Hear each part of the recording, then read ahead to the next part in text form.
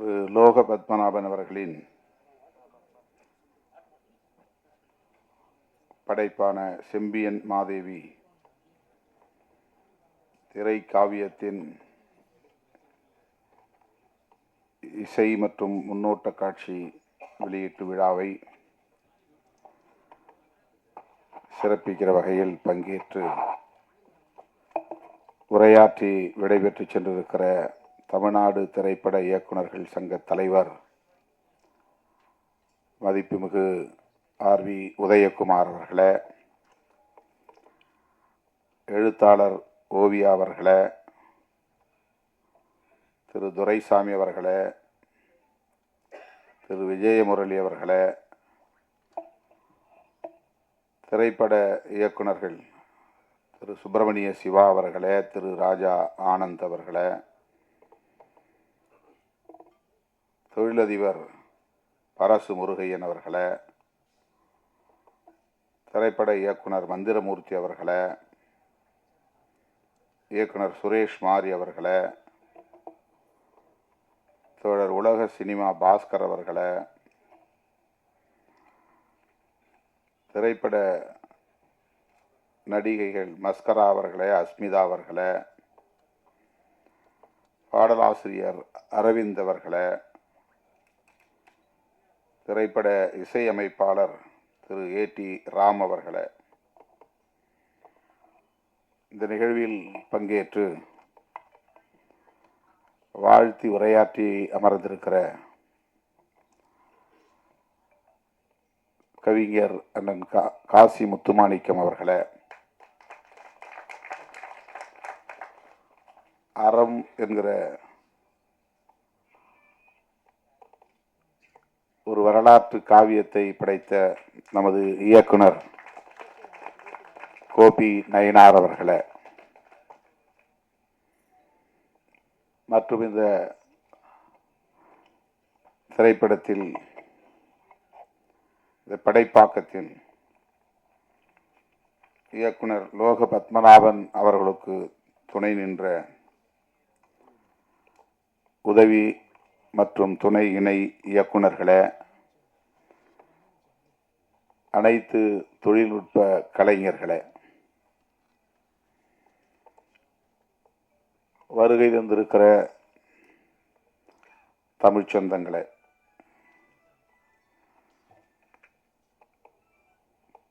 திரு லோக பத்மநாபன் அவர்களே, உங்கள் அனைவருக்கும் என்னுடைய பணிவார்ந்த வணக்கத்தை தெரிவித்துக் கொள்கிறேன். சற்று காலந்தாழ்ந்து வர நேர்ந்தமைக்கு முதலில் வருத்தத்தை தெரிவித்துக் கொள்கிறேன்.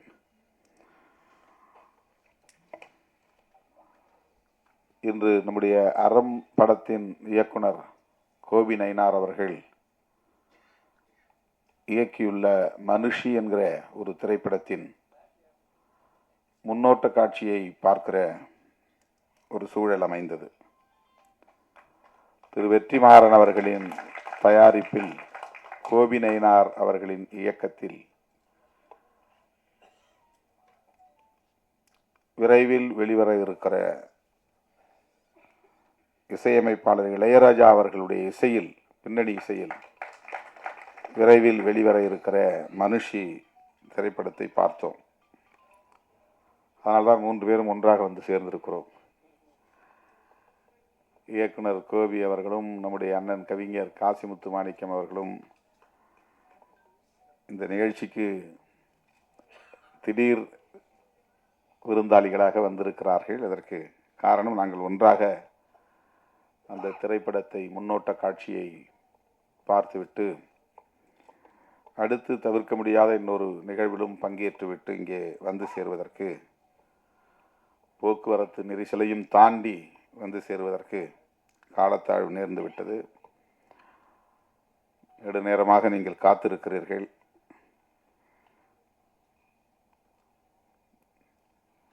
நான் நீண்ட நேரம் எடுத்துக்கொள்ள விரும்பவில்லை. லோக பத்மநாபன் அவர்கள் பேசும்போது 2010 நான் இந்த மேடையில் ஒரு உதவி இயக்குநராக ஏறி நிற்கிற வாய்ப்பு கிடைத்தது. 14 ஆண்டுகளுக்கு பிறகு ஒரு இயக்குனராக இந்த மேடையில் நான் வந்து நிற்கிறேன். இது ஒரு அருமையான தருணமாக நான் பார்க்கிறேன் என்று தன்னுடைய நெடிய பயணத்தை திரும்பி பார்க்கிறார். இந்த இடத்தை எட்டுவதற்கு ஒரு மாமாங்கம் தேவைப்பட்டிருக்கிறது. 12 ஆண்டுகளுக்கு மேலாக எப்படி இவர் இயக்குகிறார், எழுதுகிறார், நடிக்கிறார், இசையும் அமைக்கிறார் என்று பலரும் இங்கே வியப்பாக கேள்வி எழுப்பினார்கள். அதற்கு நான் விடை சொல்கிறேன் என்று தன்னுடைய போராட்ட வாழ்வை பகிர்ந்து கொண்டார். எத்தனை திரைப்படங்களில் உதவி இயக்குனராக, எத்தனை திரைப்படங்களில் துணை இயக்குனராக, இணை இயக்குனராக பணியாற்றினேன். தமிழை தாண்டி தெலுங்கு போன்ற பிற மொழிகளிலும் நான் பணியாற்றி இருக்கிறேன். 5 ஆண்டு காலம் இசை மாணவனாக பட்டய வகுப்பில் பயின்று தேர்ச்சி பெற்றிருக்கிறேன் என்று தனக்குள்ள தகுதி நிலைகளையும் இங்கே எடுத்துரைத்தார். இத்தனை தகுதிகள் இருந்தும், ஆற்றல் இருந்தும், அனுபவம் பட்டறிவு இருந்தும் தான் எண்ணியதை எய்துவதற்கு, அடைவதற்கு இந்த களத்தில் எவ்வாறு போராட வேண்டி இருக்கிறது என்பதைத்தான் அவருடைய உரை நமக்கு உணர்த்தி இருக்கிறது. 13 ஆண்டுகளுக்கு பிறகு ஒரு இயக்குனராக இப்போது அவர் இந்த மேடையிலே நிற்கிறார். அவர் இயக்கிய, படைத்திருக்கிற அந்த திரைப்படத்தின் இசை தட்டினை வெளியிடுவதற்கான ஒரு வாய்ப்பை எனக்கு வழங்கி எனக்கு பெருமை சேர்த்திருக்கிறார். அதற்காக நான் அவருக்கு முதலில் நன்றியை தெரிவித்துக் கொள்கிறேன். திரைப்படத்தை முழுமையாக பார்த்தால்தான் அதை பற்றி நாம் சொல்ல முடியும். ஆனாலும் அதன் கருப்பொருள் என்ன என்பதை நம்முடைய ஆர்.வி. உதயகுமார் அவர்களும் சரி, எனக்கு முன்னர் பேசிய அனைவரும் சரி கோடிட்டு காட்டியிருக்கிறார்கள், தொட்டு பேசியிருக்கிறார்கள். தமிழ்நாட்டில் காதல் என்பதும் ஒரு அரசியலுக்கான பேசுபடு பொருளாக மாறியிருக்கிறது. காதலை பற்றியும் பேசி அரசியல் ஆதாயம் தேட முடியும் என்பது தமிழக அரசியலில்தான் முதலாக நாம் பார்க்கிறோம். அரசியல் ஆதாயத்திற்கு காதலையும் பயன்படுத்துவது, அதையும் ஒரு மூலதனமாக மாற்றிக்கொள்வது. ஒருபடி அரசியல்வாதியை தாண்டி சினிமா துறையிலே இருப்பவர்களும் கூட நாடக காதல் என்கிற பெயரிலே அதையும் அரசியலாக்கி அல்லது வணிகமாக்கி ஆதாயம் தேட பார்க்கிறார்கள். அவர்கள் அரசியல்வாதியிடமும் கெட்டிக்காரர்கள். அரசியல்வாதிகளையும் தூக்கி சாப்பிடக்கூடிய அளவுக்கு கெட்டிக்காரர்களாக இருக்கிறார்கள். என் பெயரை சொல்லியும் பிழைக்கிறார்கள். பிழைத்து விட்டு போகட்டும் என்று நான் அதை கண்டுகொள்ளவில்லை. எனக்கும் அதற்கும் அவர்கள் சொல்லுகிற பொருளுக்கும் சம்பந்தமே கிடையாது. என் பெயரை சொல்லி ஒரு படம் தயார் பண்ணி அதிலே வணிகம் செய்ய முடியும் என்கிற அளவுக்கு நான் ஒரு மூலதன பொருளாக இருக்கிறேன் அவர்களுக்கு என்று சில நேரங்களில் நான் தோழர்களோடு பகிர்ந்து கொள்வதுண்டு. காதல் என்பது காலம் காலமாக பேசப்பட்டு வருகிற ஒரு உயர்ந்த சொல், சிறந்த சொல். மனிதன் தோன்றிய காலத்திலிருந்து மனித குலத்தை வழிநடத்துகிற ஒரு வலிமை மிக்க சொல் காதல். யாரும் சொல்லி வருவதில்லை, தூண்டியும் வருவதில்லை. அது ஒரு இயல்பான உணர்வு. அதல்தான் ஆர்.வி. உதயகுமார் அவர்கள் காதலித்து பார்த்தால்தான் காதலை புரிந்து கொள்ள முடியும் என்று சொன்னார். பாடம் எடுத்து புரிந்து கொள்ள முடியாது. அறிவியலை பாடம் எடுத்து சொல்லித்தர முடியும், கணக்கை பாடம் எடுத்து சொல்லித்தர முடியும், அதற்கெல்லாம் ஆசிரியர்கள் உண்டு. காதலுக்கு ஆசிரியர்கள் கிடையாது. அது இயல்பான உணர்வு. அப்படி சொல்லித்தரவும் முடியாது.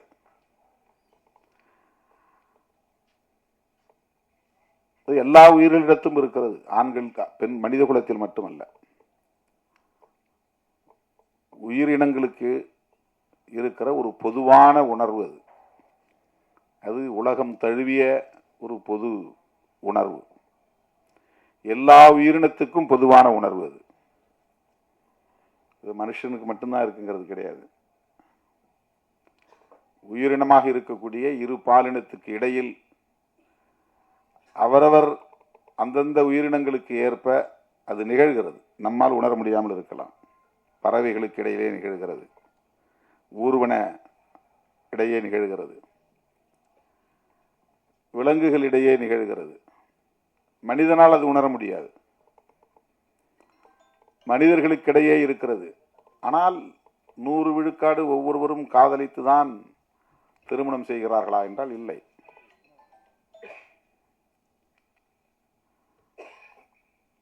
ஒரு கிராமத்தில் ஒரு வயதொத்த இளம் ஆண்கள் அல்லது இளம் பெண்கள், ஒரு 20 ஆண்கள் அல்லது 20 பெண்கள் இருக்கிறார்கள் என்று சொன்னால், அவர்கள் அனைவருமே யாரையாவது காதல் செய்து தமது வாழ்க்கையை தீர்மானிக்கிறார்களா என்றால் கிடையாது. அங்கொன்றும் இங்கொன்றுமாகத்தான் அது நடக்கிறது. அதற்கான வாய்ப்பு உருவாகிறது. உணர்வு இருக்கும், அது கனியாது, மலராது, அந்த சூழல் உருவாகாது. ஆகவே இது ஒரு தன்னியல்பான ஒன்று.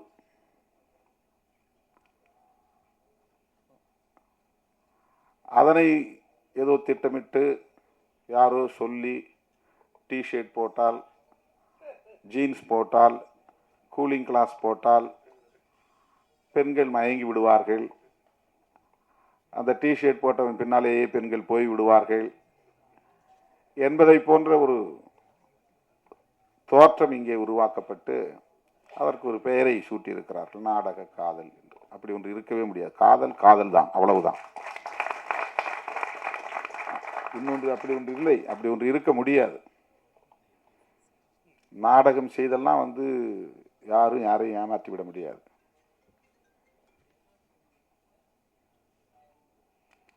நாம் பெற்ற பிள்ளைகளையே நாம் குறைத்து மதிப்பிடுவதாக ஆகிவிடும். நாம் பெற்ற பிள்ளைகளையே நாம் அவமதிப்பதாக ஆகிவிடுவது, இழிவு செய்வதாக ஆகிவிடுவது. யாரையோ பழிப்பதற்காக, யாரையோ இழிவுபடுத்துவதற்காக நாம் பெற்ற பிள்ளைகளை நாம் கொச்சைப்படுத்தக்கூடாது. இந்த விமர்சனங்கள் ஒரு தனிநபருக்கு எதிரான விமர்சனங்கள் அரசியல் ரீதியாக செய்யப்படுகின்றன என்பது ஒரு புறம் இருந்தாலும், பெண்களை, நம் வீட்டு பிள்ளைகளை, பெண் பிள்ளைகளை அது கொச்சைப்படுத்துகிற ஒன்று.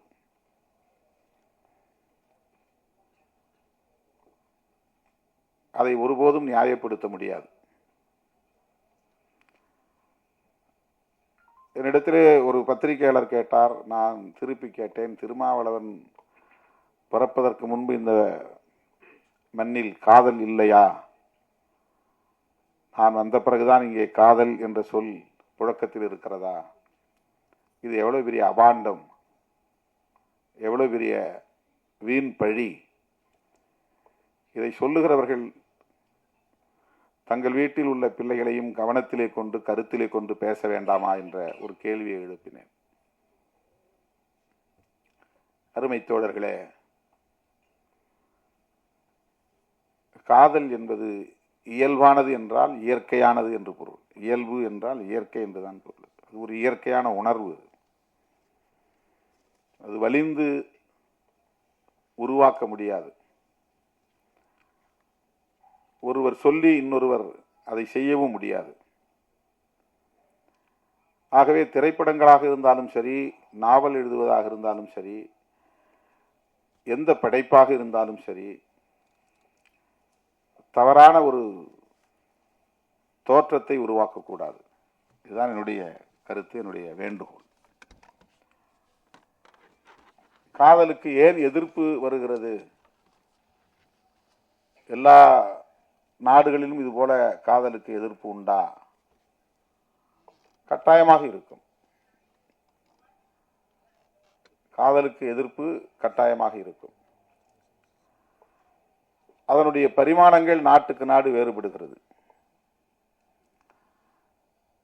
இந்தியாவை பொறுத்தவரையில் ஏற்கனவே இங்கு நிறுவப்பட்டிருக்கிற ஒரு கருத்தியல் காதலை மறுக்கிறது. இனக்கலப்பு ஏற்பட்டு விடக்கூடாது அல்லது சாதி கலப்பு ஏற்பட்டு விடக்கூடாது என்பதுதான் அந்த கருத்தியல். சாதி தூய்மைவாதம் என்பதுதான் அந்த கருத்தியல்.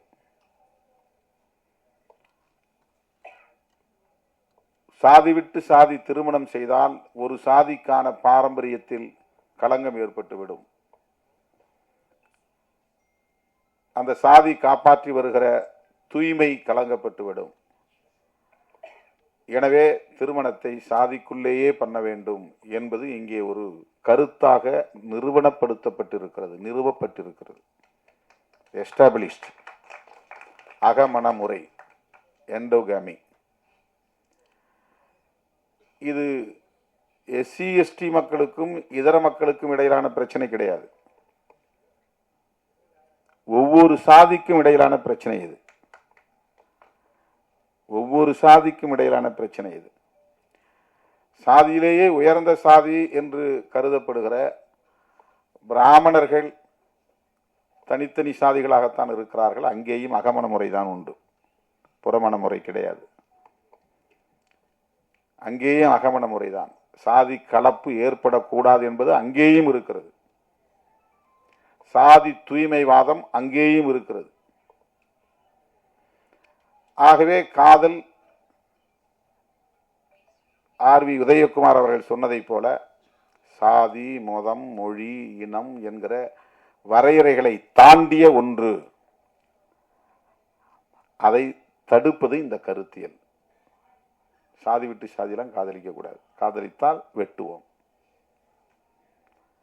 இது ஏன் நிகழ்கிறது? இனக்கலப்பு ஏற்படக்கூடாது, சாதி தூய்மை பாதுகாக்கப்பட வேண்டும். சாதி தூய்மை பாதுகாக்கப்பட வேண்டும் என்பதற்காக தண்டனை வழங்கப்பட்டது. அந்த தண்டனையை வரையறுத்த சட்டம்தான் மனுஸ்மிருதி. மனுஸ்மிருதி என்பது ஒரு சட்டம். அது ஒரு கோட் ஆஃப் மனு என்றுதான் அதற்கு பெயர். அதுதான் அந்த தண்டனையை தருகிறது. சாதி விட்டு சாதி திருமணம் பண்ணா அவங்கள அலோவ் பண்ணக்கூடாது. 2 பேரையும் ஒழிச்சணும். இல்லைன்னா சாதி கலப்பு ஏற்பட்டுரும். சாதி கலப்பு ஏற்படக்கூடாது என்பது ஒரு கருத்தியலாக இந்த மண்ணில் நிலைநிறுத்தப்பட்டிருக்கிறது. அந்த கருத்து தான் காதலுக்கு எதிர்ப்பாக நிற்கிறது. அதுதான் நாடக காதல் என்கிற புதிய சொல்லாடலை எல்லாம் கொண்டு வந்து நிறுத்துகிறது. படைப்பாளர்கள் அதை தாண்டி சிந்திக்க வேண்டும். அதனால்தான் கலைஞர்கள், படைப்பாளர்கள் சுதந்திரமானவர்களாக இருக்க வேண்டும். இந்த மாதிரியான எந்த பிற்போக்கான கருத்தியலுக்குள்ளும் போய் சிக்கிக் கொள்ளக்கூடாது. அவர்கள் இயல்பான வாழ்வியலோடு இயைந்து இயங்கக்கூடியவர்களாக இருக்க வேண்டும்.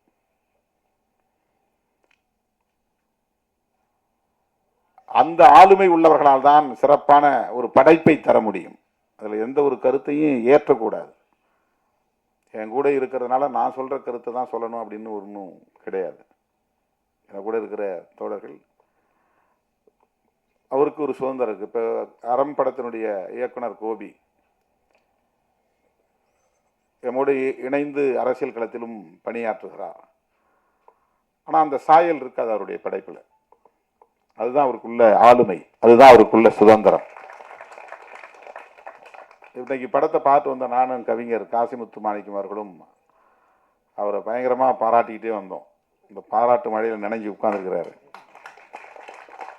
இந்த படம் வெளியே வந்தால் அவர் யாருங்கிறது தெரியும், எவ்வளோ பெரிய இன்டலெக்சுவல் அப்படிங்கிறது தெரியும் அவருக்கு. படம்னா குத்துப்பாட்டு இருக்கணும், படம்னா காதல் காட்சி இருக்கணும், படம்னா சண்டை இருக்கணும், படம்னா வன்முறை இருக்கணும், படம்னா ஒரு வணிக நோக்கம் இருக்கணும் அப்படிங்கிறதெல்லாம் உடைச்சிருக்கிறார் அவர். வெறும் டிஸ்கஷன் தான் 2 மணி நேரம் ஒரு அறைக்குள்ள உட்காந்து பேசிக்கிட்டே இருக்கிறாங்க, அவ்வளோதான். அதான் படம். அவுட்டோர் ஷூட்டிங்லாம் கிடையாது, ஊரா கேமராவை எடுத்துட்டு சுத்துறதுலாம் இல்லை. ஒரு ரூமை பிடிச்சி ரூமில் 4 பேரை உட்கார வச்சு பேச வைக்கிறார். பாட்டு கிடையாது, டூயட் கிடையாது, லவ் இல்லை. இது மாதிரி எந்த பரிமாணங்களும் அதில் கிடையாது. இது படைப்பாளர்களுக்குள்ள ஒரு ஆளுமை. இது அதில் அவர் என்ன சொல்ல வர்றாருன்னா, மக்களை அறிவியலோடு இணைந்து வாழ கற்பிக்க வேண்டும். அறிவியல் என்ன சொல்ல, அறிவியல் சொல்றதுதான் யதார்த்தமான உண்மை. அறிவியல் தான் யதார்த்தமான உண்மை. அதுல எந்த விதமான புனைவும் இருக்காது, நம்பிக்கைங்கிற பேர்ல எந்த கற்பனையும் இருக்காது, எந்த திணிப்பும் இருக்காது அறிவியல்ல. அறிவியல் அறிவியல் அவ்வளவுதான்.